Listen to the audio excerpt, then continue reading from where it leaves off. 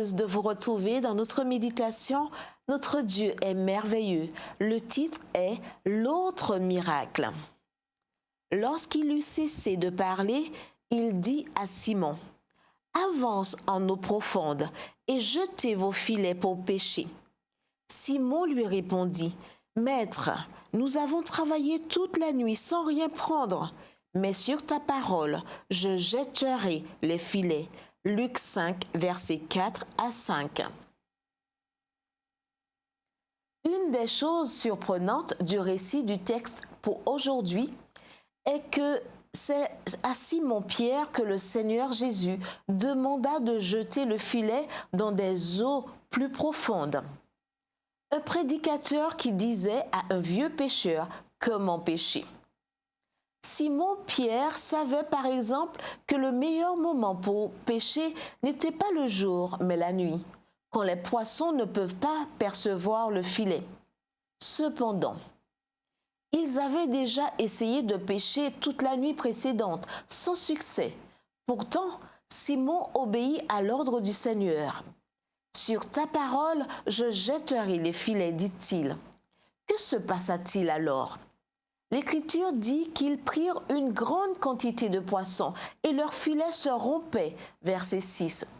Et de plus, la barque s'enfonçait, alors ils durent demander de l'aide aux pêcheurs qui se trouvaient dans une autre barque, et il s'en fallut de peu que celle-ci coule aussi. Sans aucun doute, un grand miracle, si grand que, si vous n'ouvrez pas bien les yeux, vous perdez de vue l'autre miracle. Le récit biblique raconte qu'après la pêche miraculeuse, Simon tomba à genoux et reconnut qu'il était en présence de Dieu lui-même. « Seigneur, éloigne-toi de moi parce que je suis un homme pécheur. Sois sans crainte, désormais tu seras pêcheur d'hommes. » Ce jour-là, non seulement Simon, mais aussi tous ses compagnons de pêche laissèrent tout et le suivirent. Verset 11. C'était l'autre miracle. Ils abandonnèrent tout au moment où leur petite entreprise de pêche traversait son meilleur moment.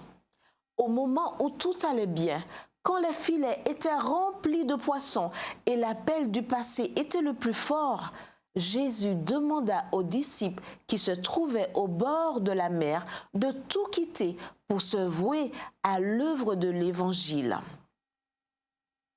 Chaque âme est mise à l'épreuve de la même manière et doit montrer si elle préfère la communion avec le Christ au bien temporel. Ellen G. White, Jésus-Christ, chapitre 28, page 232. Comme c'est intéressant.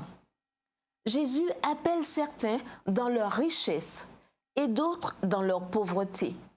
Mais le défi pour tous est le même. Qui prendra la première place dans notre cœur ? Les biens temporels ou la communion avec le Christ ? L'autre miracle peut nous arriver à vous et à moi si, sur sa parole, nous jetons aujourd'hui le filet. Prions. Seigneur Jésus, apprends-moi à faire toujours ta volonté, même si ce que tu m'ordonnes semble n'avoir aucun sens. Et fortifie ma foi pour te donner la première place dans ma vie, dans mes meilleurs comme dans mes pires moments. En ton nom, Amen.